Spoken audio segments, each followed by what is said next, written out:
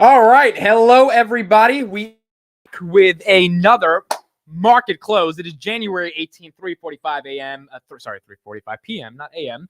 And we are back with a market close. It's been 2 days without the market close. And so all is right with humanity now that the market closes here. And very, very excited to closing the market. Now, today's market is such a confuzzle, perplexing sort of ray of emotions within this market. There's so much stuff going on because on one hand, you're hearing that, we're seeing a massive sell-off of epic proportions, which we are in certain sectors, Bitcoin in particular. We'll talk about that. But then you look at the QQQ and it's at all-time highs.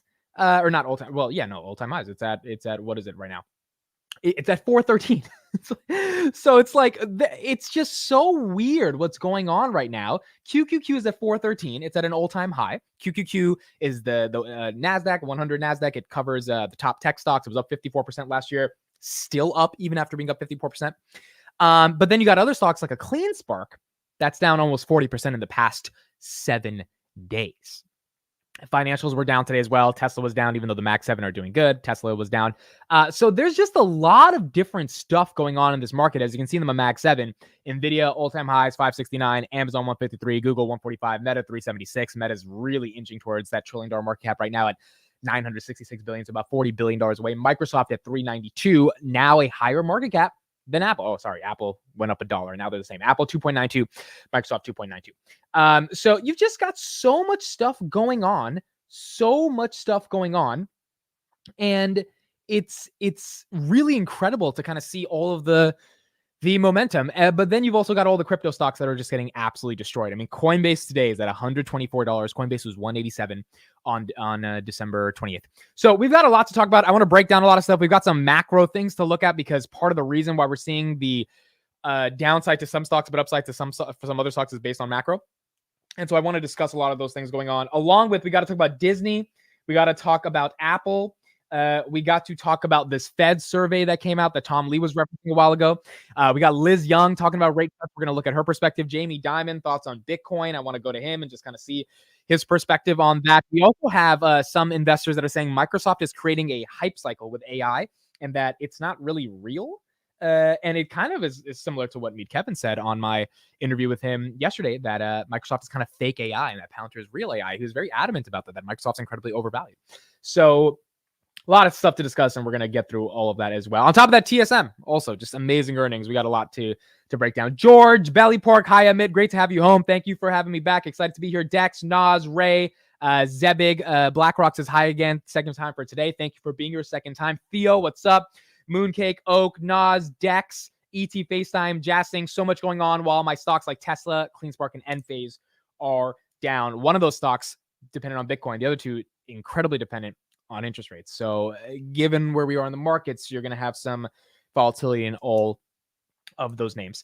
Quick announcement, folks. I'm launching a new channel tomorrow, and I'll link it once it's launched tomorrow. The Meet Kevin interview I'm doing will be on that channel. Reason I'm doing it on a new channel is because I'm basically just starting a new channel to talk about macro stuff. I know my main channel is primarily like market live, market close, and then Palantir focused.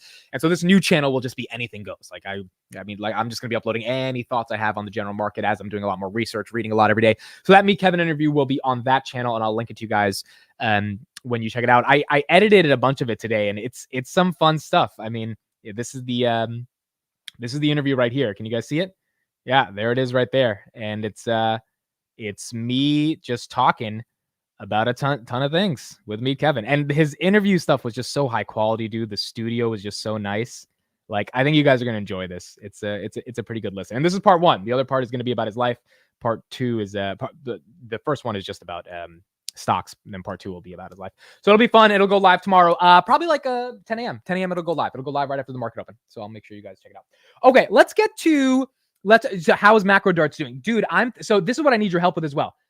And please help me with this. I need to name the channel something. And I'm thinking, do I just name it Macro Darts? Macro Darts, macrodarts.com, new website I launched, updating macro stuff daily, just going super, super deep into what's happening in the macro economy, PMI, CPI, PPI, that, Federal Reserve surveys, all that stuff I want to be centralized on this website, and the Twitter account, which bite-sized pieces of news, and hopefully you guys can, enjoy it every day. I think the channel should just be called Macro Darts, but it's kind of like I don't know, maybe I want my name to be on the channel. Some people are calling it macro emit. I feel like that's very narcissistic. And, I mean, like I would say I have an ego, but I don't think I'm a full-on narcissist. So like, I don't know what to call it. If anyone has any names on what to call a new channel that should be a new channel, primarily about me, like if I want to talk about Jerome Powell and what he just said and summarize his thoughts for 20 minutes, I don't want to put that on my main channel. That should go on that channel because that's going to flood people's feeds that don't want, that didn't subscribe to him for that. But if they subscribe to a different channel for that, they'll get more synergy and they'll probably, be more likely to watch. But I don't know what the hell to name this channel. So anyone who has any thoughts in the comments that has a good name, please let me know. Maybe we just call it Macro Darts and we just keep it on that one brand. Okay, here's Liz Young talking about why rate cuts aren't happening in March. Let's see what she has to say. And then we got market close in 9 minutes. I mean, we're not in a downtrend, I don't think. I think we're just at this pause point. And if you look back at the previous all-time high, really, in the last 2 years, what we've done is we've gotten back to the point that we were at before recession fears were priced in. Mm-hmm. So here we are. Maybe the market has decided recession is not necessarily in the cards, but we're still struggling to get above that previous high. And there isn't a lot of risk appetite in the market so far this year, which is interesting after such a ferocious rally into the end of last year. So you use the word pause. Is it the pause that refreshes? We're just taking a little bit of a break, assessing where we are. We need more earnings to come into the system, and then we can spit something out one way or the other? I think we need some good news. We need some really solid good news in order to break above this pause. And what the market is doing right now is trying to figure out, will we or won't we start cutting in March? So far, the idea of that has been bullish. It's been supportive. But I think what's going to happen is, depending on the direction that occurs between now and that March meeting, if the market starts to go down and the Fed comes through and cuts as the market is falling, we as investors, we as, the big we, are so obsessed with market direction as the real tell of what's going on. If the market is on its way down and the Fed cuts, I think it'll be interpreted actually as bad news. And there might be some fear that gets baked. Basically, the Fed's cutting because shit is hitting the fan, which we'll talk about some points of data we're seeing today that maybe shit is hitting the fan. So that's why she's saying that we might not really want a March cut. It's just way too soon. Into that. You think March is too soon, though, right? I do think March is too soon. What seems realistic to you? Does it even matter? There's some who make the case it doesn't matter.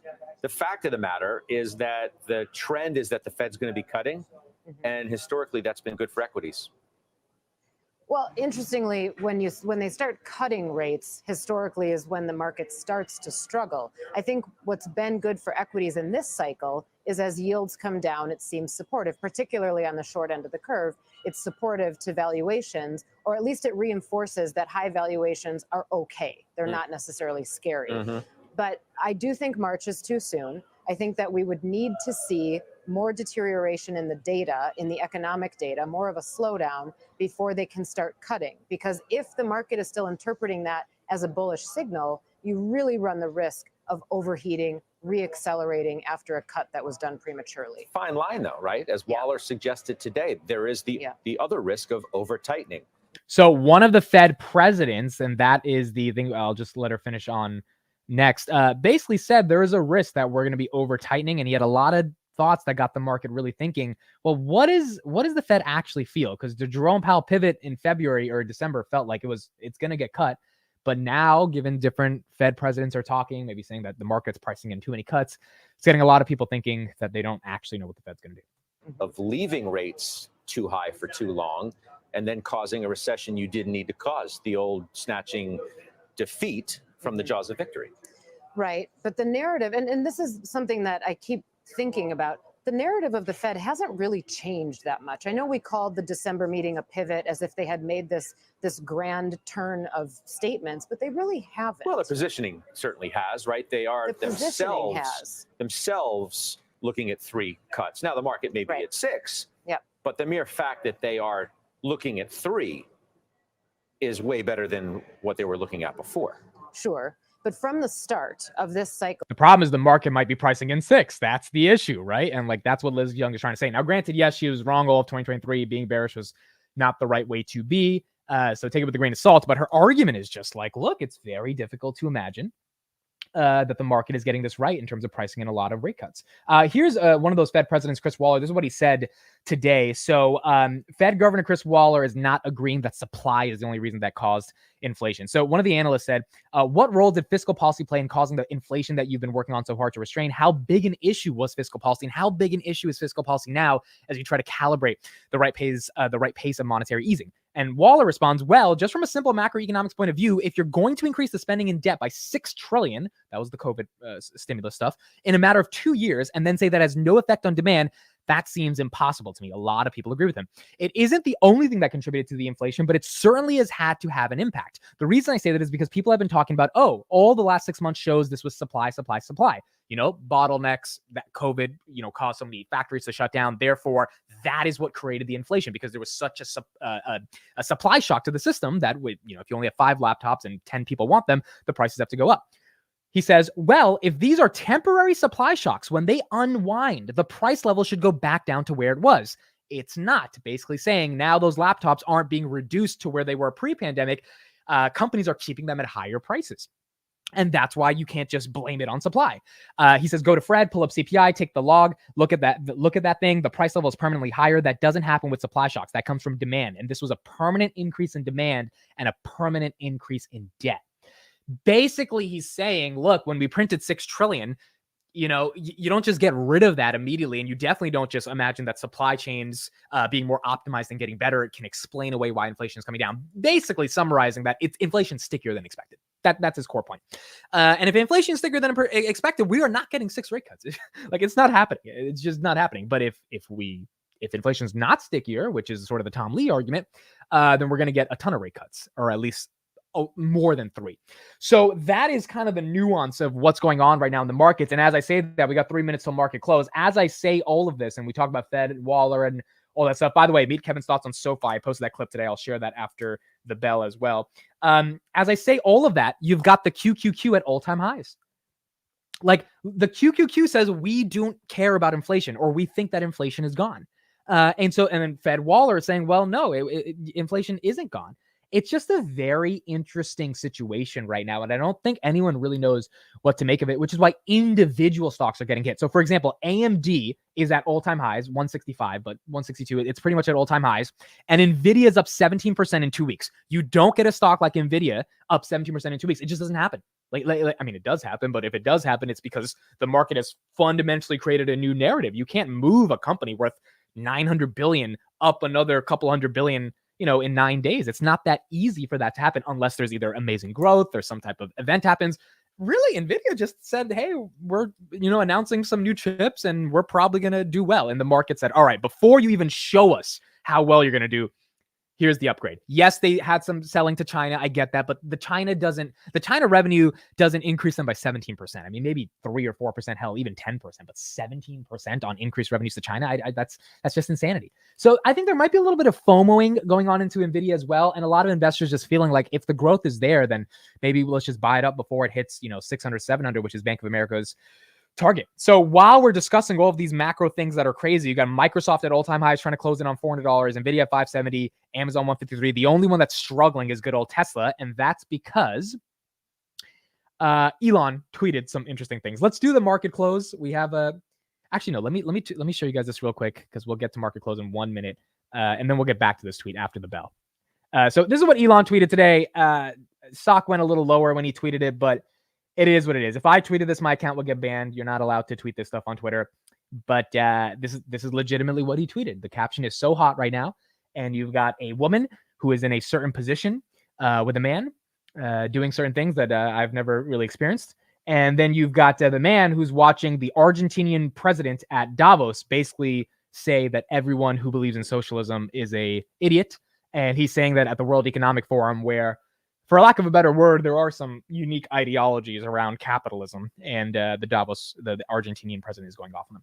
And then the stock price went under $210 as soon as Elon tweeted that. So you've got a lot of different things going on in the world of Tesla. All right, here we go, folks. It is January 18th, 4 p.m. The stock market is now closed.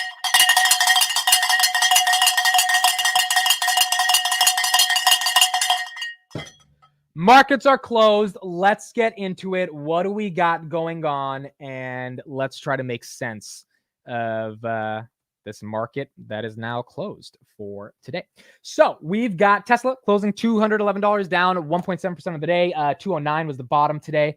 We'll see where it goes from there. Bitcoin, we didn't even get to talk about this one yet, so let's spend a little time on this as we go through the other stocks. Bitcoin, $40,823 down 4.2%. This is another reason why it's like some of the market is super sad. The other parts of the market are super happy, because if you're in Microsoft, you really don't care. If you're in Riot or Marathon or Cypher or CleanSpark, you care a lot because your stocks are down. One thing I want to point out, Hut 8 mining is down 24% today, and 24% is a lot even for the Bitcoin miners that are down. A short activist firm called J Capital, I'm forgetting the name of them, but if you just type in Hut 8 mining short report, it'll pop up. They published a report today. And the gist of the report, I read a little bit of it, but the gist of the report was that insiders are like hiding their stock sales in Hut. They're like some crazy egregious stuff around just pure mismanagement of the company and just like, like non-ethical things that are happening.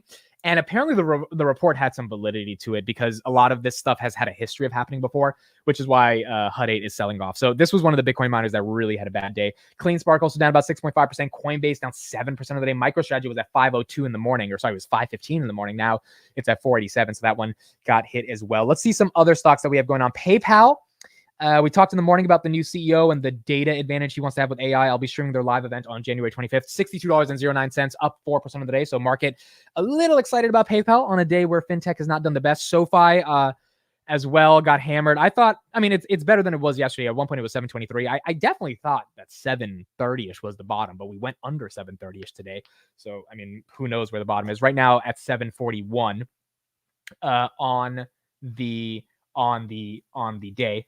Meta looks sweet too. Yeah, Meta's done amazing, dude. Meta is an absolutely phenomenal. Big Seven outside of Tesla. If you just own Big Seven, the Magnificent Seven or the Qs, you're having a great year. You're having a phenomenal year. If you own some other stuff, and if you own the semis, you're having a great year. If you own fintech, you're not really having the best year. If you own Bitcoin, depends on your average, but if you got in after 41 grand, you're not having the best year. And so we got a little bit of, issues going on in a variety of spots of the market. Enphase 106, it was up 1% of the day, not too bad. Celsius was down $59. It was 67 last week. Right now it's at 59. So Celsius, not, another growth stock that's, again, Celsius is really not that dependent on interest rates. It's more so dependent on just their expansion. So I think that's a company we have to wait for earnings to see if it goes upside or down. Otherwise, 4 or 5% really doesn't matter for Celsius. The growth is what's going to determine everything, and that's based on their earnings. Meta 376, Uber 65, Shopify down below 82. That was their all-time high. Right now, 77.57. Datadog 126, Apple 188. Apple making a little bit of recovery from that 182 level it got a couple weeks ago. I think it was Bank of America upgraded them to 215 on a buy, or 225 on a buy. So they did get some good upgrades versus some harsh downgrades last week. Snowflake 186. Snowflake actually fell. Snowflake was at 200 last week. So Snowflake took a little bit of a beating as well. Pfizer's at 28. So it's down below 30. Snapchat 1621, Open Door $3, Toyota $200, Coca-Cola $6.17, Moderna 99. This one's down about 1.2%. Dollar General basically flat over the past week, 135. Zoom 67. Arc Innovation, Netflix, by the way, 485. Arc Innovation 45.66. And let's look at the ETFs. Arc B is down 5% today, and IBIT, BlackRock, is down 4.3% today. I think that as the Bitcoin price falls, the ETFs are going to fall with it. And because a lot of these institutions bought their Bitcoin at the $47,000, $46,000 range, if you go to $38,000, $37,000, then obviously it's going to be a little tough for these ETFs to perform as well. Not to mention these ETFs can be shorted. So, there's a little bit more speculative nature that's happening within the ETFs as well.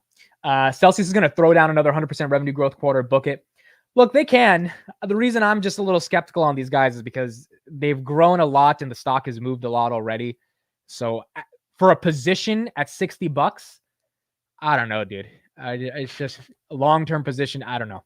For me, it's not it. I'm not that excited about the energy drink at $60 to it's not that far from all-time highs, and the stock has, done very, very well. It's like 5,000x over the past couple of years. So I don't know. If you're in Celsius at a lower average, that's great. If you're in at this average and you're hoping for 120 for your double, which is what you should be hoping for on a really growth stock, like a consumer name, like a energy drink, It's just a little bit too risky, at least for me right now, with all the other opportunities that exist. I like when someone tells me, "Oh, Celsius is growing," I don't see like the moat of just energy drinks are going to expand so much and the TAM's going to grow and like you got to get into Celsius. To me, there's other companies with that narrative. Like I'd rather do Enphase over Celsius because when rates get cut, Enphase is going to do way better, right? But then again, if you know the company very deeply, then maybe there's some value to them as a energy drink behemoth. Amit doesn't understand Celsius at all, and that's okay. Yeah, I don't, quite frankly. I don't. Like, I'm purely assessing it as like, okay, it's an energy drink. And like, yes, it's growing, but like, it's an energy drink. I mean, their market cap is 1/5 of Monster's, and they have to grow a lot to be able to capture a lot of market share from Monster. That doesn't mean they can't. I don't want to hold this in my portfolio for the next 10 years or even the next 2 years, So I'd rather buy some other companies. That's all. That's the only thing. What are your thoughts on Enovix? Too speculative for me. I know Vitaly and Carlos, my co-hosts, are interested in it. They make batteries. It's very speculative, dude. If you're going to buy Enovix, I mean, there's a high chance they could fail. There's a high chance they could succeed. You gotta really understand their battery building process. And so to me, it's just, there's too much risk to even really think about it long term. He's never dated a tired nurse. I've drank energy drinks. Like I like energy drinks. I've tried Celsius. I don't like Celsius. So that's the problem. What about Starbucks? Me and Steve are doing a deep dive on Starbucks on Saturday. We were supposed to do it today, but Steve's getting too busy. And honestly, I'm very busy today as well. Just came back from California. So Saturday, like 12 p.m., we'll do a deep dive on Starbucks and try to compare them to Celsius as well. Because when Steve looked at Starbucks numbers, even though they're not growing as much as Celsius, he was way more bullish for Starbucks versus Enphase versus Celsius. So we'll talk about that and maybe do some comparisons. All right, let's move on to a bunch of other topics I have. SOFI. I interviewed Meet Kevin. Here's a 2-minute clip of him talking about SOFI, down about 1% on the day. Do you have any thoughts at all? SOFI, do you have any thoughts at all about this as a fintech? Are you excited at all that people say, by the way, the hat and tie and this outfit came together last minute, but I think it worked. So shout out, the outfit was not too bad. It's incredibly undervalued. They're going to be profitable in about 30 days. How do you feel about this company? Yeah, I think they're going to get to profitability, but I don't know.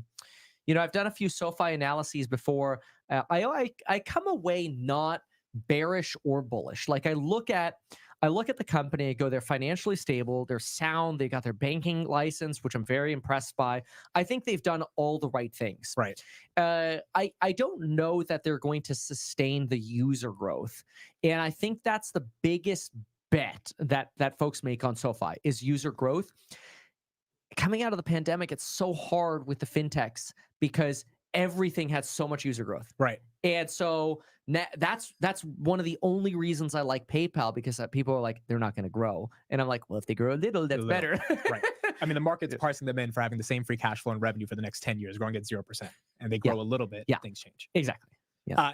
On SOFI as well, do you think because banks are becoming more digitized that they have market share to take away from JP Morgan and Bank of America, or it's just such a stretch given those banks are so big that it's not that big of a deal? We're going to lose a lot of banks over the next decades. The fact that there are 4,000 something banks in the United States is stupid, and there's really no reason to have your money outside of the biggest banks, unless you have really special relationships that you're getting from your local community banks, which veterans do, local service workers do, firefighters, doctors.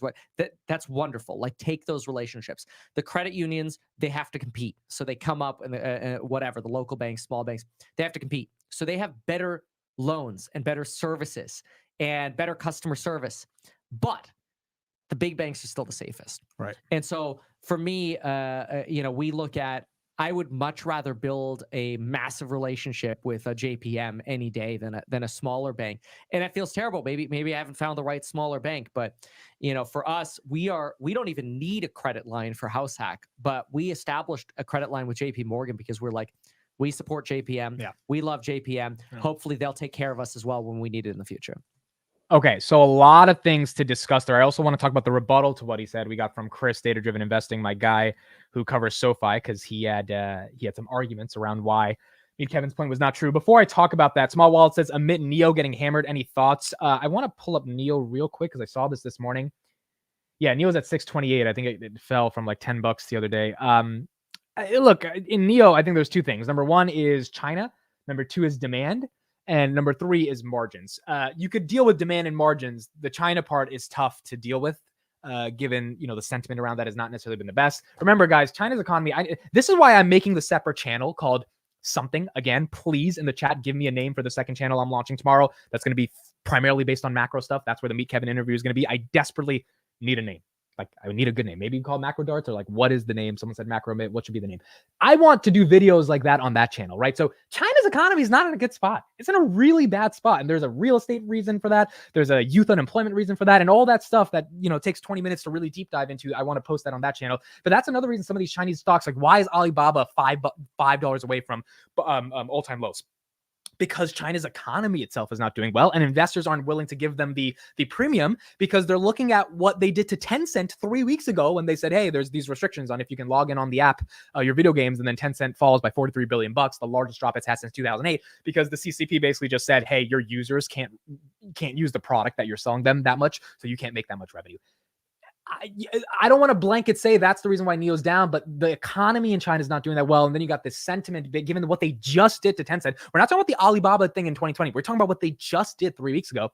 Yeah, you've got a recipe for some issues when it comes to NIO. Also, the final thing is like I just when it comes to EVs, I don't know why people want other EV stocks versus Tesla. Like I just don't. I was in a Tesla with Carlos when we went to go see Kevin in California. That hour I was in that Tesla made me finally realize, look, a lot of the shit, like Elon tweeting doesn't matter. Valuation, yes, it matters, but if you're in this long term, it really doesn't matter. What matters is the product, and this is the best product ever. It's just like, and I know there's so many other things that there's nuance, but it's the best product. It's better. And so from that perspective, I would be more bullish Tesla. If you plan to show macro darts often on there, might as well be good to just call it that, as others are saying. That's what I'm thinking, dude. I think we just call it macro darts, and amid the macros, that just sounds like a magician, dude. I think we call it macro darts because that's the brand, that's the website, that's the account, and it's like bullet pointed news about the macro. So each video is kind of like a 20-minute bullet pointed. It's a little bit of a stretch, but you get my point. So it's like short tidbits of the macro, but not like TikToks, but like more 5, 7, 10-minute pieces of content. So I think we'll do macro darts. Purdy says, where can I find your video with me, Kevin? I'd like to watch the whole thing tomorrow. It'll be out tomorrow. I'll give you guys the link on the market open and on the market close tomorrow. And if you're following me on Twitter, link in the description, you guys will get the video at 10 a.m. because you'll see it on I'll link to it on Twitter. Okay, what Meet Kevin said about SoFi. His basic argument is two things. User growth is not going to be sustainable. His argument for why user growth happened in 2021 is because interest rates were zero and all these fintechs were like offering, you know, the ability to buy and sell and trade and all this stuff. So they just got an influx of users. I mean, Robinhood, I was looking at their earnings, dude. They got 3 million users in a quarter. 2 quarters ago, Robinhood could barely get 20,000 net cumulatively funded accounts. And in 2021, they got 3 million people in 90 days. It's just like insanity, right? So his argument is SoFi user growth is not going to be there. When you cut interest rates, you're not going to be able to give them a 4.5% APY because, you know, the net interest margins are not going to make any sense for SoFi. So they're going to have to decrease the APY, which means it's going to beg the question, why would users leave JP Morgan or Bank of America to come to SoFi if the return they're going to be getting on their capital is not going to be that strong? And then, you know, so that's like his basic argument. And then the other argument is that the big banks are just too big. And if SoFi, you know, he basically said SoFi is just a bank, which is what I've been saying, even though I'm bullish SoFi, but I got a lot of shit from everybody because I said SoFi is a bank, and Meet Kevin was like, yeah, it's just a bank. It's like there's 4,000 banks. A lot of them are going to die in the next decade. It's just a bank. It's not that exciting. That was his overall bear case. Now, where I disagree with him is I don't think user growth is actually falling off a cliff. So this is where Chris said today on the post that I thought was really good. He says, this is the Q over quarter membership growth. Last quarter, they got 717,000 members, which is their highest member quarter yet. He says, does it look like they are struggling to accelerate user growth? Management has said that in the next years, they are planning on building to 1 million new members per quarter. And basically, he says this single chart disproves Kevin's argument.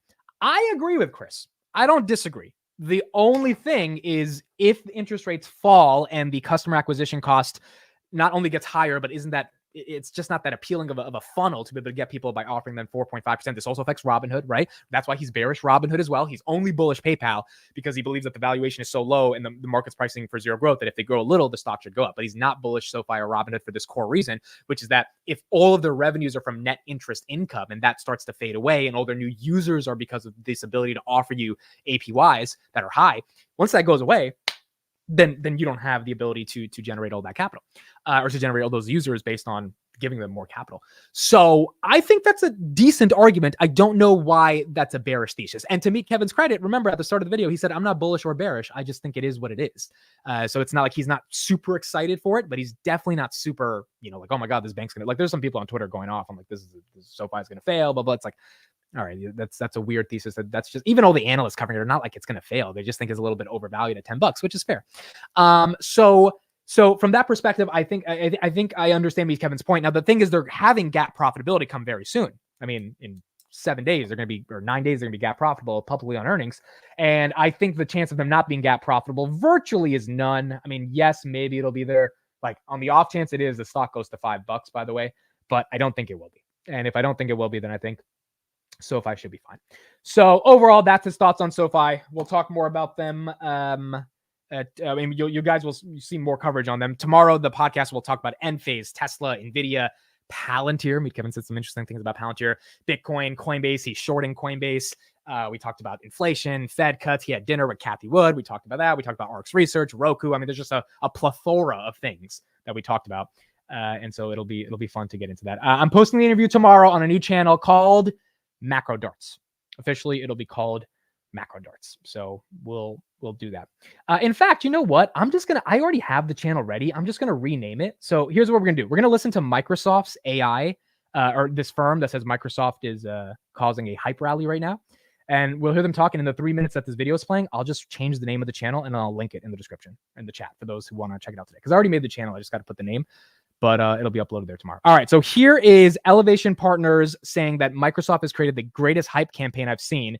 Either they're saying it in a bullish perspective or in a bearish perspective, and kind of think they're saying it from a bearish perspective. Let's listen to them. To me joins us.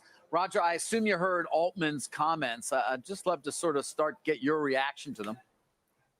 I think Microsoft and OpenAI orchestrated the greatest hype campaign I have ever seen in technology, which is really saying something. I mean, what they have done to get the world to treat this technology as the next big thing is really, really impressive. But I do think some caution for investors is really appropriate. And I would put it this way. Generative AI has a very simple goal. It's designed to pass a Turing test, to create the illusion that you're dealing with a human being on the other side. In order to do that, it makes no attempt to be accurate. What it does is it focuses on being plausible. And in the real world business setting, there are very few instances where plausibility is more valuable than accuracy. And so the thing I would point out in this entire thing is that we have no independent verification of the numbers of users, of the amount Microsoft paid. What we have is a very carefully orchestrated campaign. It's working really, really well. They've got everybody focused on it. But I'm very worried about what the return on investment is going to be. It reminds me a lot of what SAP and Anderson Consulting did in the early 90s around enterprise resource planning, when they orchestrated a similar hype campaign, got the Fortune 500 to embrace this thing intensely.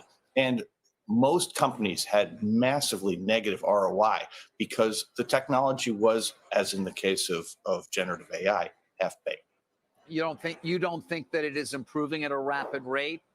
Or I guess I hear you questioning perhaps this thesis that says there's going to be great productivity gains for enterprises across the board over the next few years as a result of their use of generative AI. Well, David, let's focus on a couple of the core use cases. So CARP's talking about it in the military. We need to understand these things are not intelligent and they are not human. He just said CARP. So he's talking about, okay, I just want to say he just said CARP. He's talking about Palantir. The notion that you're going to delegate important decisions of life or death to an AI is irresponsible. That should not be happening. Okay, I think this guy's just a boomer, dude. We're already using that for a long time. Like, we've been using AI in the military for a while. Now it's just at a different level. He's making the life or death argument. That argument is old and retired. This argument is not the best, but let's hear him out because it is a bearish case for AI as a concept, but let's hear it out. The technology may eventually get there, but it is not there today. We've seen this with self-driving cars. You literally have to have 1.5 human beings operating every self-driving car in order to keep the thing from running over everybody it sees. And so I think Dan O'Dowd hired this guy. What is this? Using it in warfare, right? And using it in warfare is just a terrible idea. And using it in business for productivity requires the assumption that it's going to do better than a human being. And if you look at it in it will. That's the point. That's coding, for example, which is one of the really promising cases. It's producing, high school level coding. And so we're essentially going to accumulate massive technology debt as you get tens of thousands and then tens of millions and then billions of lines of code that are taking the space that something much more efficient could be done. And so all right, yeah, this was a waste of sorry, guys. Well, it's good to get a bear case just to see, different perspectives. I thought he was going to make a deeper argument for why Microsoft's particular AI is overvalued, but he's just saying AI in general is stupid. Dude, and the only reason I think I can disagree with him meaningfully, by the way, here's the channel. It's in the chat. Here's the channel. We got Macro Darts. There it is in the chat. I just made it just now. It's launched. Subscribe, please. Please subscribe. You don't have to watch every video, but given I'm going all in on content this year, I think the macro content should be on a separate channel, and maybe a daily video of enjoying my thoughts on macro, or maybe one daily episode of 10 minutes highlighting macro. I don't know what the format is, but this is where all my interviews, all my other stuff outside of the Palantir content will be. So please make sure to subscribe to the channel. Gurbov's second subscriber. I love it. Thank you so much. I think you guys are going to enjoy the Meet Kevin interview, dude. First of all, it's high quality. It's 4K. It's crisp audio. I personally think it was one of my best performances of asking questions, and I take pride in that because I did debate internationally. I know how to ask questions. I think I'm pretty keen on asking the right questions, pushing back at the right moments. I think, Meet Kevin, his thoughts on Twitter yesterday were hilarious. I was like, so do you think Elon's going to 10XX? And he's like, no, Twitter sucks. And I was like, the fuck, you have 330,000 followers and you're posting every YouTube video on Twitter. What do you mean it sucks, right? So there was a decent amount of pushback there. I think you guys will really enjoy this interview. I think you guys will like it. Okay, so his point about AI, I think also doesn't make sense. And the reason why I'm saying this here is because I've been experimenting a lot with LLMs. I'm talking about playing with them, getting into the nitty gritty, looking at the open source frameworks. And so I'm not just saying it as on a bird's eye analyst level view. I've literally been working with these things, just tweaking with them and playing with them. And it's just incredible how much easier they're making my life, how strong they are, how sophisticated they are, how the models themselves can be trained. I mean, this is a real thing. And so I think in the military context is absolutely being used, and it's going to be used at hypersonic scale. All these NATO countries, by the way, the prime minister of Netherlands yesterday came out and said Trump was right about NATO. Right. So he says, and he didn't like Trump. And a lot of these people in NATO don't like Trump, but he admitted, Trump said NATO needs to increase their defense spending. Look what happened. Russia invasion Ukraine. We needed NATO to increase their defense spending. And then Karp's point has been yeah, you guys need to spend it on software because you don't need guns. You need, software to understand where the bombs are coming from. We are seeing a shift in terms of how people are thinking of AI, not only from the fiscal policy perspective that Trump outlined or foreign policy perspective a couple years ago, but also from the software side. And so from that perspective, I think this guy's argument is just wrong about AI being used in the military. It's way better than a human picking a target via drones. I think it's more advanced and sophisticated via AI. Will it make mistakes? Yes. Will it make less mistakes than a human? I think so. Yes, as well. And then on the business side, I think there's a reason why Fortune 500 companies are spending on AI. I don't think they're spending just for the hell of it. They're not spending millions of dollars for the hell of it. I think they're spending for a real reason. So I think it's hard. I think it's hard to imagine that he's correct on this AI thing being a hype narrative. All right, we got 38 subs on the new channel. Thank you to 38 people that subscribed. New channel is there. I'll link it again one more time. I think you guys will enjoy the interview tomorrow with Meet Kevin. Okay, so we talked about SoFi, talked about Microsoft. I had some other things I wanted to pull up here. We're going to talk about 10-year in a second. What did I want to do? Let's do this one. Let's talk about JP Morgan and Bitcoin. Real quick, though, before we get there, I want to look at equities. See how they're doing. NEO 629 right now. Bitcoin, Palantir's at 1640. I did buy 12 shares today at 1612. So I bought about $200 worth of some Palantir today. Robinhood up after hours. S&P's at 476, dude. This is why it's so confusing. Certain sectors are down, and the S&P is $1 away from all-time highs, and it's struggling to get over all-time highs. But I'd rather it be close than be super far away.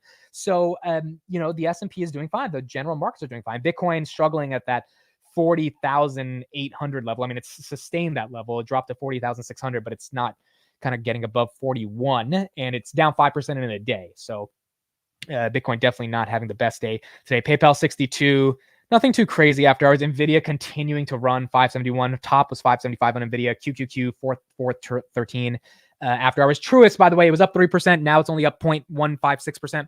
I looked at their earnings. Earnings were pretty good. Market's pretty excited for them. I am very happy Truist had a good earnings because now as soon as the Fed cuts rates, like Truist is going to be in a good position with their loans, the losses on their loans decreasing. So Truist had a really good earnings, and I'll dive deeper into that probably tomorrow once I can really go through the deck.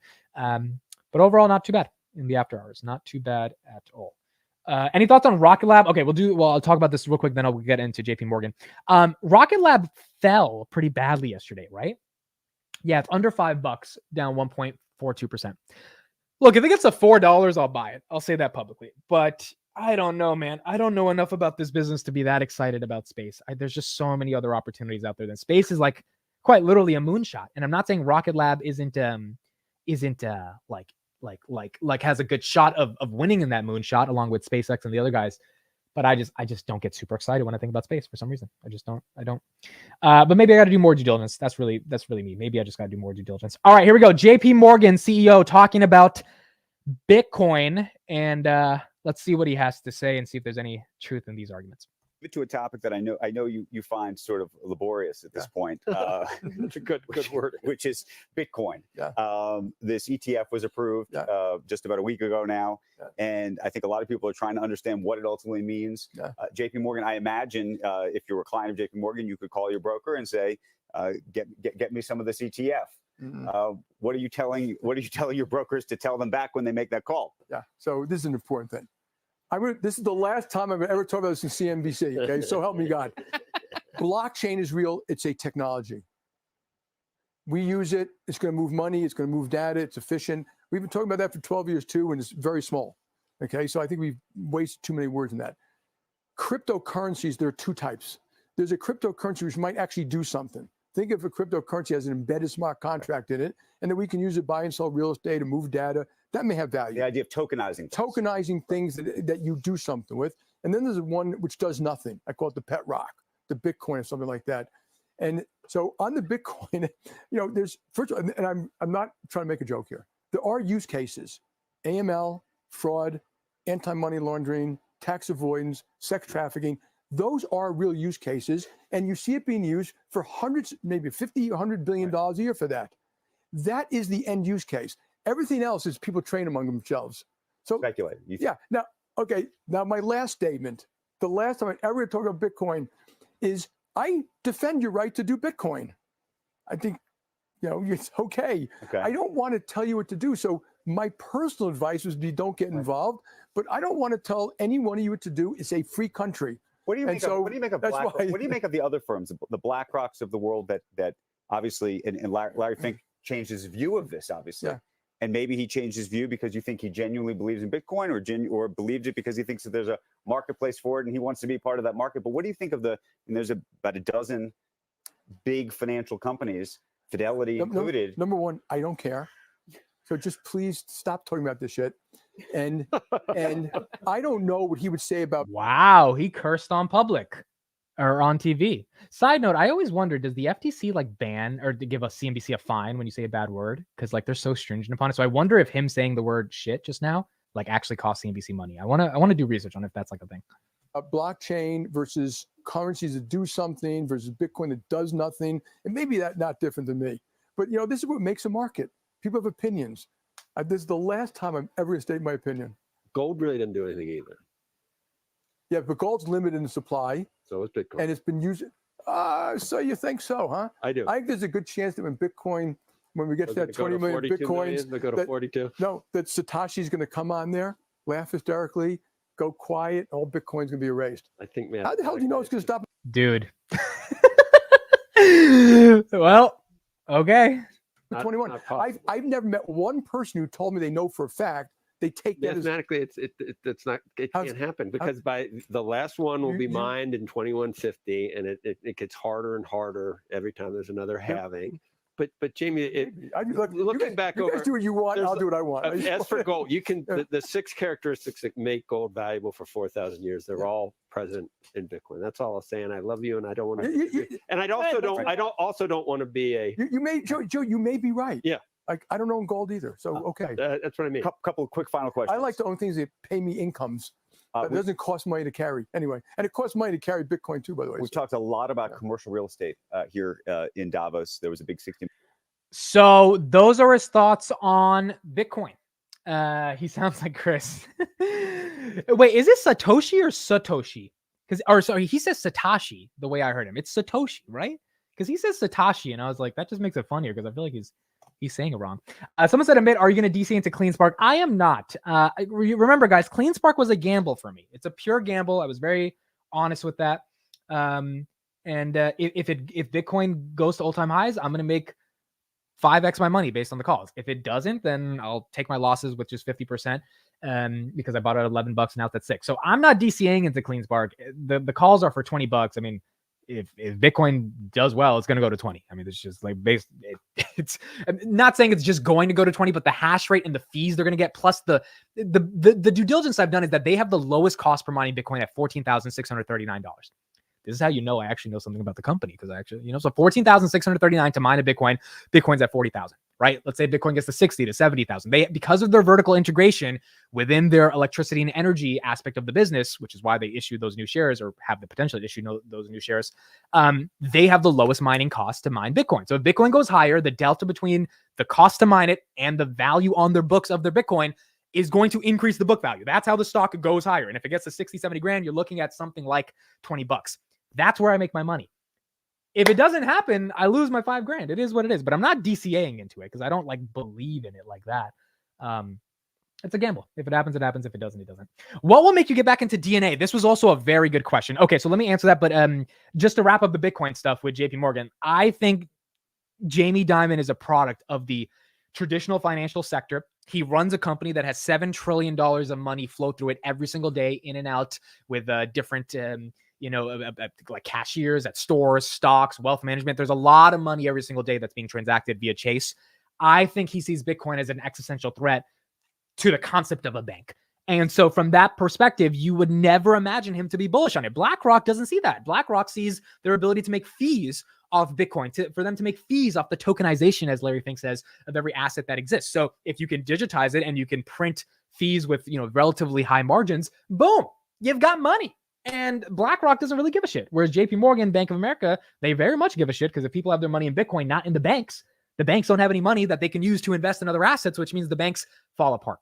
And so I think in general, JP Morgan is bearish against the entire sector of cryptocurrencies, delegitimizing the financial institutions that exist currently. And that's why he's bearish. But he's funny in a bearish way as well, which is cool.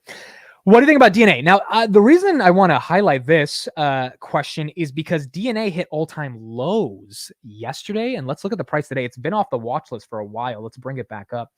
DNA, Ginkgo Bioworks, synthetic biology company. For those that don't know, Kathy Wood has a lot. I think she bought like 800,000 shares yesterday or something. She bought a lot of shares.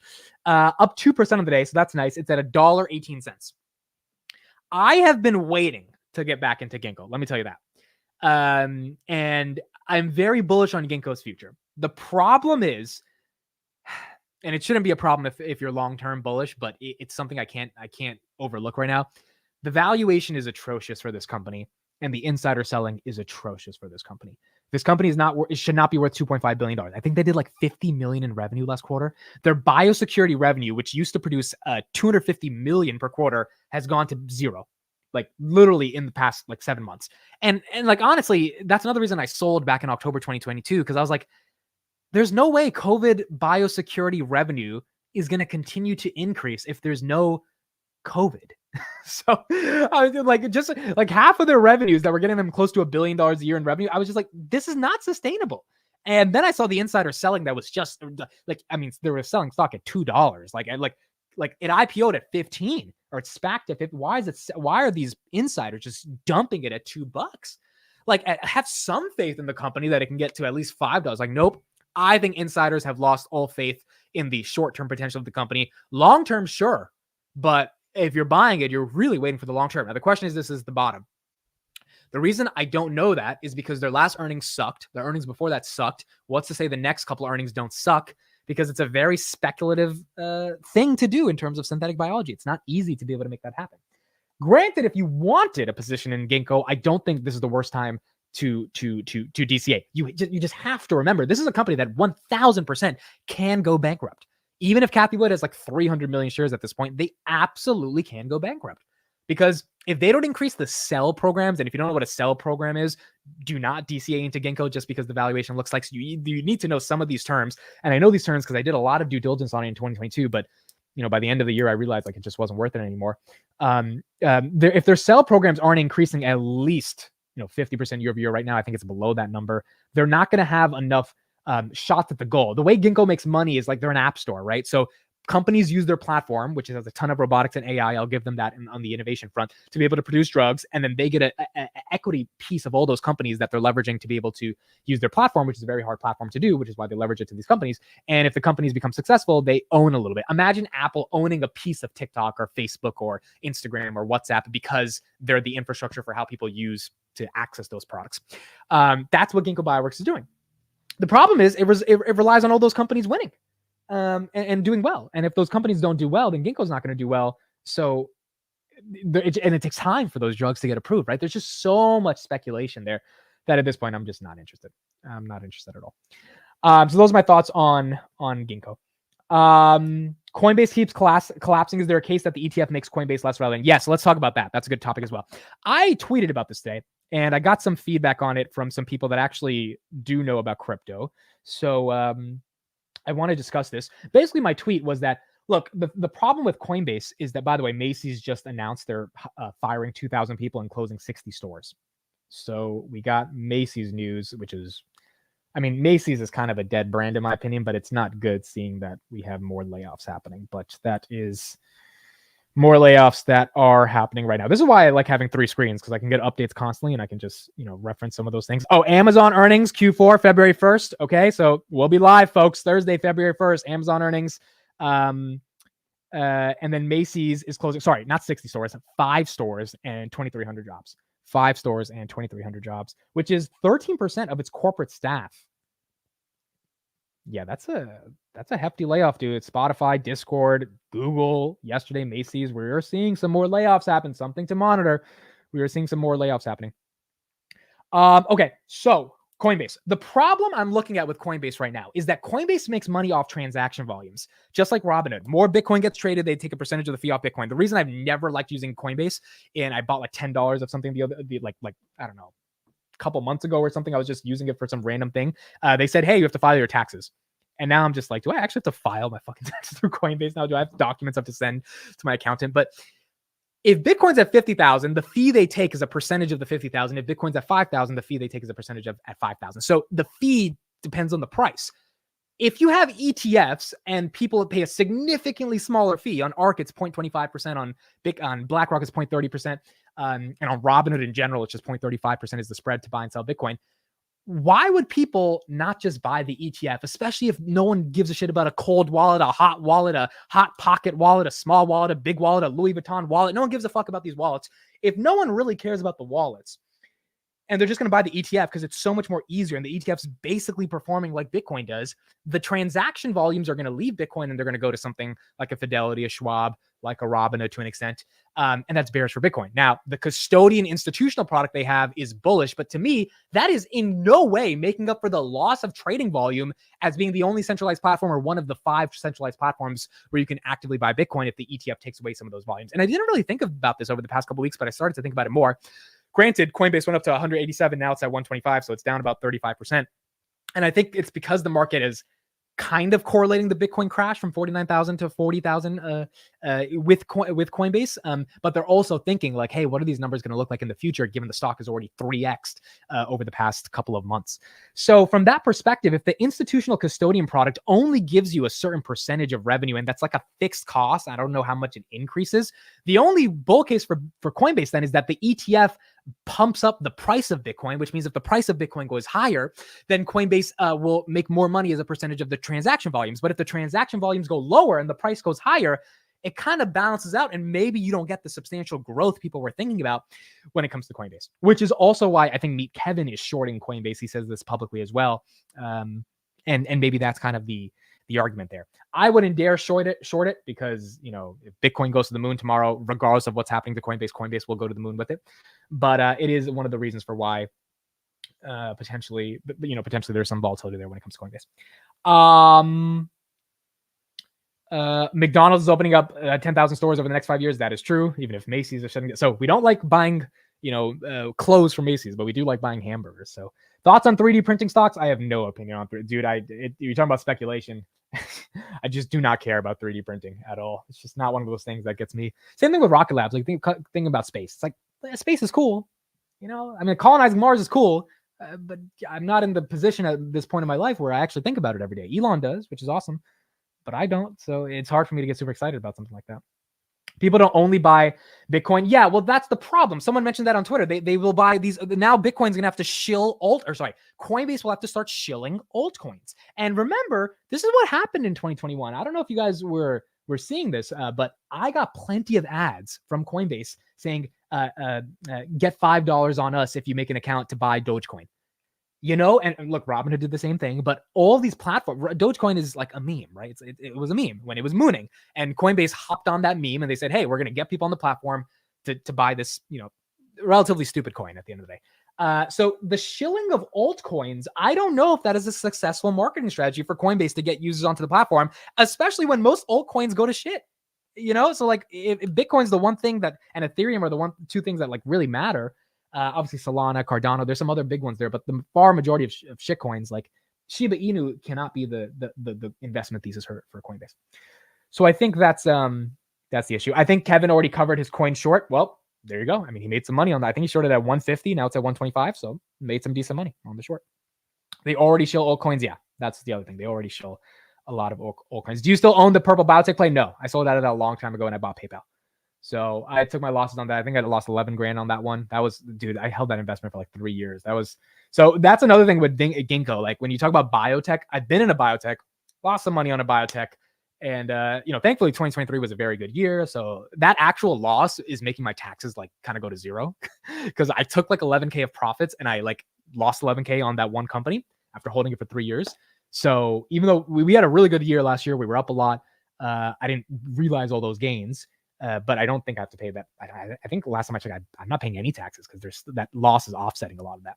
So yeah. So in general, right, like biotech is just a little risky. And remember, the XLB is the ETF for biotech. The XLB has to shift, right? Like the market incentive around biotech stocks also has to shift for people to get super excited about them.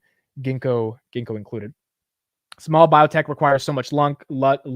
I wouldn't touch it. Yeah, I agree. Kelly says you lost 11K. Yes, that was an $11,000. Dude, I had like 3,000 shares of Purple Biotech. Like, I had a lot of fucking shares of Purple Biotech. But it was like, to me, it didn't matter because, I mean, 2023 was so well. We were up, at the end of the year, we were up like $89,000. So it's like, it really didn't. I was like, all right, whatever, because I just put it into PayPal, and I think I'll make the money back on PayPal because I still think I had 16 grand, so I had 5 grand left. I lost 11. At one point, I was like, fuck it. And it's good I did that because I think I sold it at like $1.20. Now it's at 58 cents. And at some point, you just grow as an investor, and you're like, why am I not cutting my losses here and tax loss harvesting this? It's probably going to make a lot more sense. And so that's what I did. So now I'm a lot more skeptical when I touch biotech because I've been through that. 19-year-old Amit said, hey, let me get into this biotech that's going to change the world. And surprise, surprise, they just diluted the fuck out of shareholders. Did 17,000 reverse splits. They did not change the world. And so I take, investments in companies like Palantir and Tesla more seriously because those are companies that I believe are actually changing the world, not a biotech company that's promising they're going to change the world and they don't change the world. So that's what we did there. Top 5 new stock position you would want to open for this year. It's Tesla. I've said it's Tesla. I mean, and I hope we get below 200, quite frankly. I hope Elon says some more stupid shit and we get below there. By the way, let me share that tweet because we didn't get to touch on it too much. But I think it was so funny to me seeing this tweet because Elon's responsible with Tesla for hundreds of billions of dollars of investor capital across pension funds, across institutions, across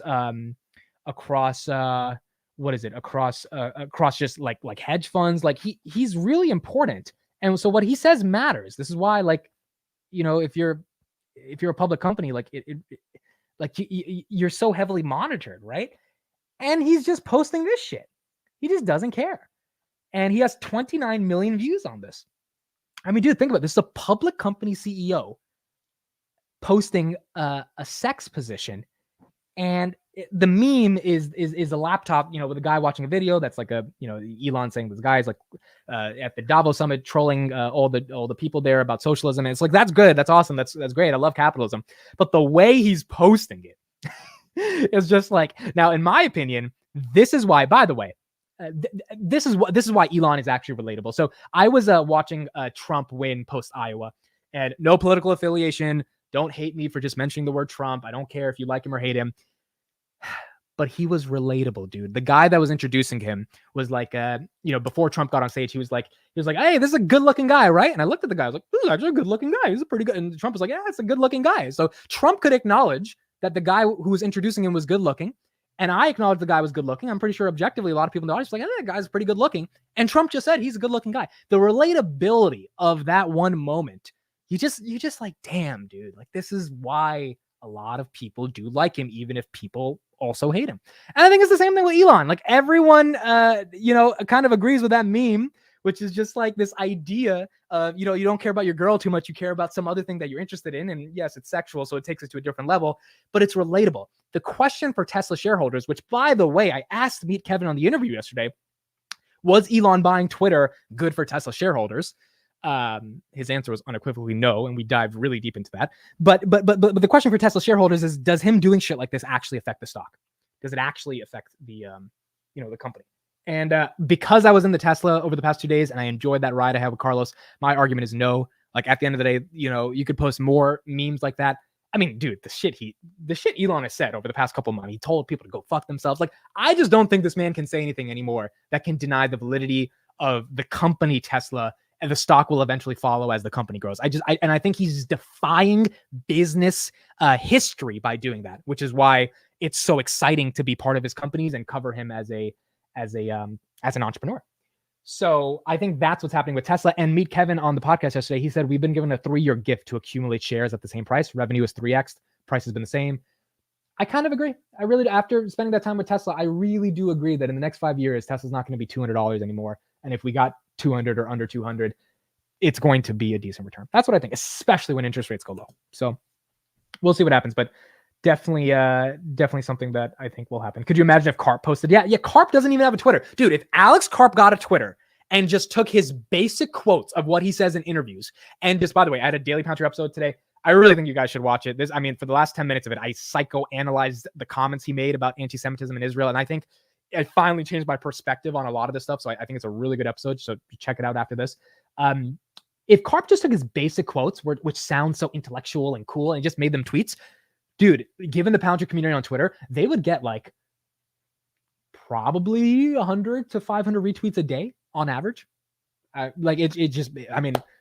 Karp's brand would grow significantly, but I think even he is scared to post some shit on Twitter. And people have all these hate comments and all this stuff, and you just don't want to deal with all that stuff. Not that he's scared, but he just doesn't want to deal with it. Whereas Elon doesn't give a shit.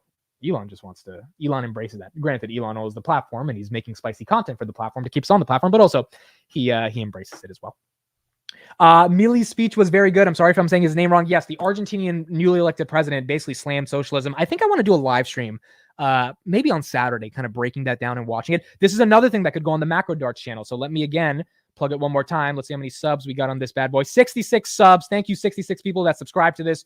This is where the new Meet Kevin podcast will be posted, and a bunch of my thoughts on the macro will be posted on this new channel. I think we should just do it on a new channel, start fresh on that channel, and that channel will have, if I want to talk about what's happening in Mexico, exports, like that's the channel where I want to put it at. So if you're interested in that stuff, you can check it out. This is, I want to live stream some of that stuff because he slammed socialism. And I think a lot of people at Davos were upset about that, but it's kind of what you need, given all those people at Davos are elite and they flew in on private jets and they're lecturing about capitalism and climate change. It is the most hypocritical nonsense I've ever seen. And, the Argentinian president basically said, don't try to enforce these socialist values on us when we tried it in our country. It didn't work. And now you guys are acting at this conference like you care about this stuff, when in reality, it doesn't work, but you're pushing this agenda just to say it works. So Argentina News posted Elon's meme. Dude, that's hilarious. That's absolutely hilarious. Do you own any Leaps on Palantir? And what are your thoughts on buying Leaps versus buying more shares when you can? Okay, good question. I would buy more shares. I would not worry about buying Leaps. I know, I have lots of Leaps in different companies, but Palantir is the one company where the shares and share accumulation truly is the goal. And I think that's the only thing that matters. I do have about 30 option call debit spreads, $30, $35 strikes on January 2026. And to me, I just bought 30 of them a while ago and I just left them. And I was like, all right, let's see what happens. After earnings, I might just sell them if Palantir pumps after earnings because I want more shares. I don't want leaps. Palantir is the one company I don't. Palantir and Tesla are the one companies I really don't have options on because like I just want shares, right? Like those I want to be positions for the next 10 years. So I would buy shares. Now let's talk about Palantir for a little bit. Let's talk about Palantir because I was texting someone today about Palantir. Surprise, surprise. I was texting someone today about Palantir. But let's talk about earnings. Sachin actually posted this from Zacks Research. So let's look at this as well. I tried to be the 69th subscriber, but I got 67. That's okay, Midwest. I appreciate you. Thank you, everybody, for subscribing. It means the world. It means a lot.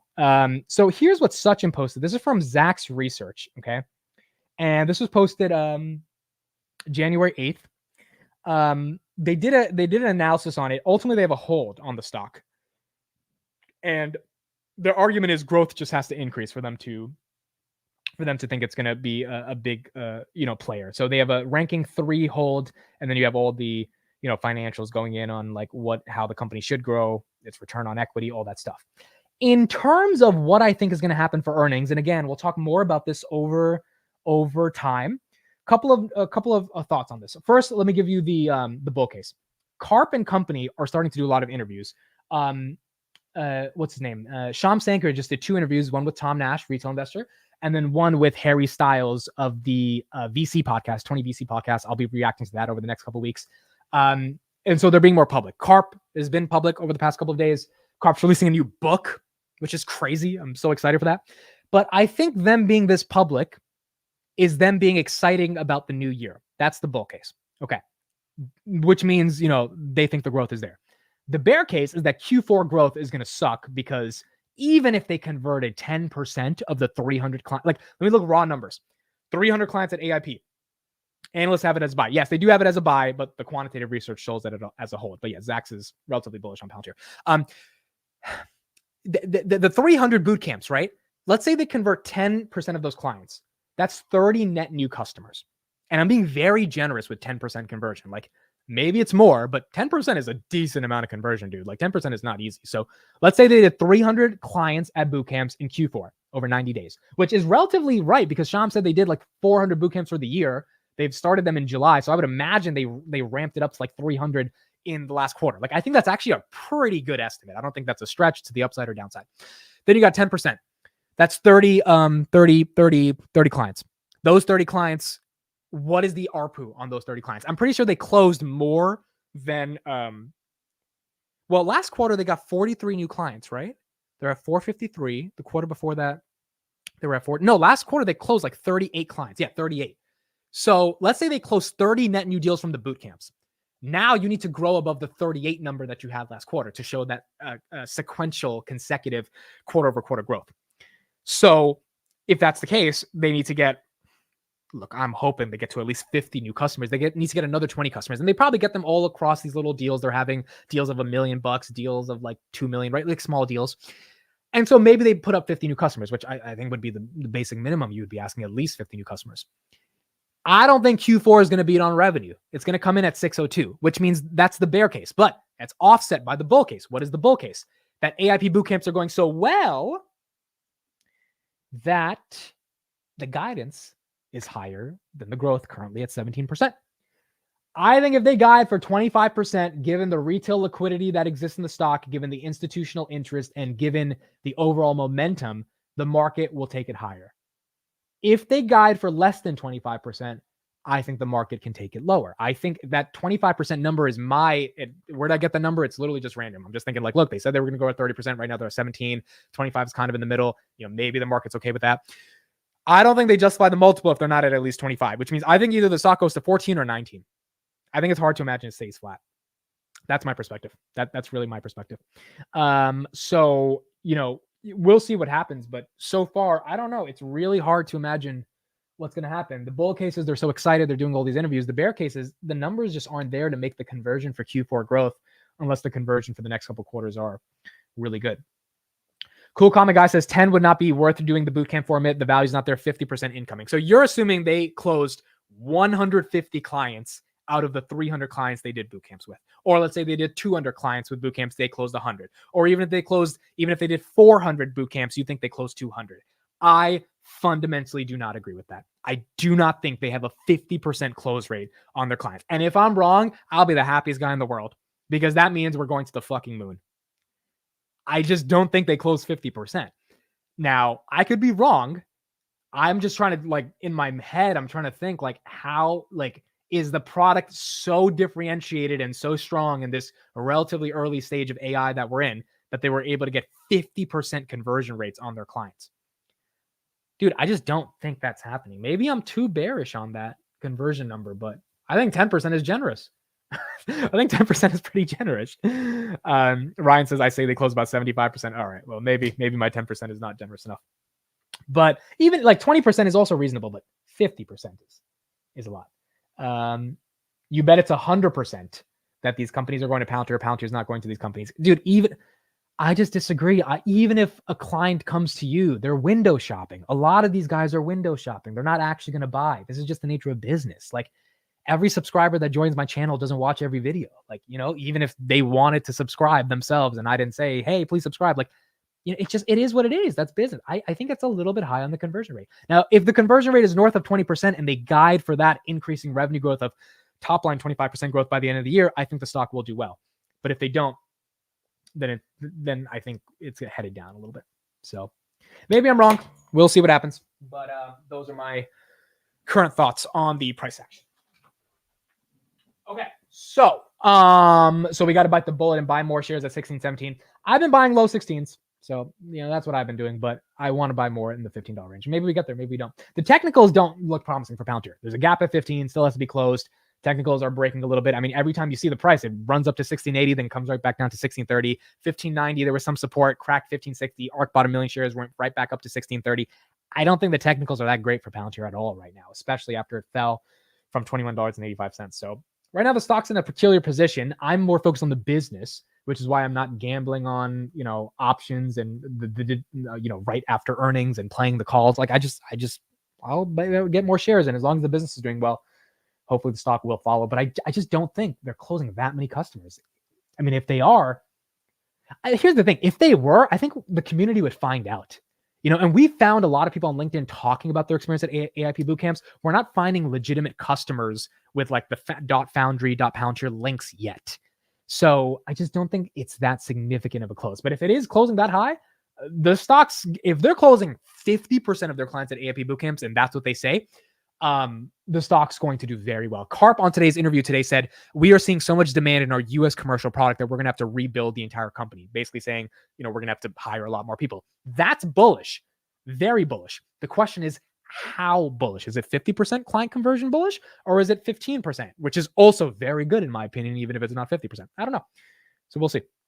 We will see. Amit, have you watched the interview with Axios? I have not.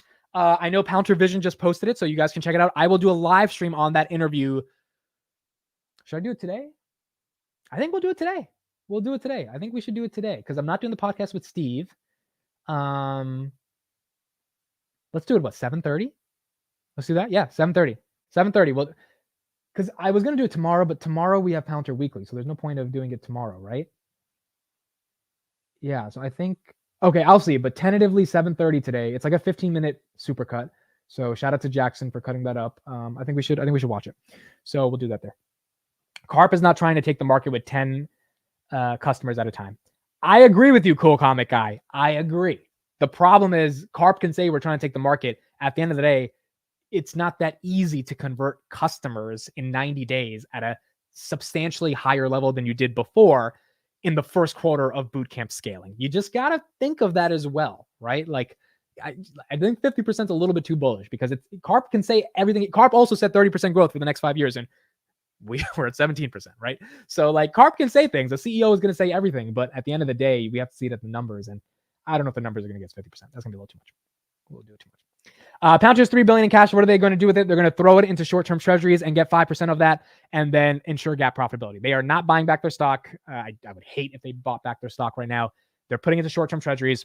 They're getting, this is what people don't understand this, dude. Yes. So Robinhood also increased their APY not their APY. They're increasing their match on the 401ks and IRAs, if you bring them to their platform, from 1% to 3%, uncapped. So they're giving you 3% of your money if you bring your Roth or your 401k onto their platform. And someone was like, oh, well, how does Robinhood make money? Robinhood makes money by taking the cash and dumping it into short-term treasuries, and they're getting 5.5 from the Fed, which is why they're able to pay you 3. And so the delta, that 2.5, that's what they make as their profit, and they use that to finance the business. So yeah, like there's a spread that is made, and when the Fed cuts rates, that spread is going to change, which is why some of these fintech stocks are going to be, have to deal with that situation and figure out how they work around it, and how they grow without it as well. But that's what Palantir is going to do. They're going to get the short-term treasuries, and that's going to ensure their GAAP profitability. I'm also looking for operations, for like operating income, so revenue from operations from the business itself growing this quarter. I think last quarter it was adjusted at 36%, which is amazing. I think 2 quarters ago, dude, it was like 17%, or sorry, quarter 3, 2022. Like that was the worst quarter Palantir had all year. That was like, it was an adjusted operating margin of 17%. It was below 20 freaking percent. I think now it's at 36. It might be 26. I might be wrong, but it's substantially better than it was before. If that could get announced, then that would be better as well. Proof of concepts often take 5 days for several high growth companies: MongoDB, Snowflake, Datadog. Exactly. So the idea that we convert that many clients by giving them a proof of use case, which is very good, awesome. It's better than a PowerPoint. But the idea that it immediately converts people into getting their C-suite executives, when you're a junior data analyst that was invited to a boot camp, to then, or even the VP of data, to get the company buy-in. I don't know, dude. By the way, let me show you guys a DM I got today. So here's a DM I got. Okay. This is what someone said to me. Hi, Amit. I've been following you for a bit now, and I love all the Palantir news. One quick question for you. I am in a data consulting role at a company that focuses on implementing enterprise software, Power BI, Snowflake, big data, etc., and proposed to my boss that we should partner with Palantir, but she said it's a black box and they won't let external consultants implement their software.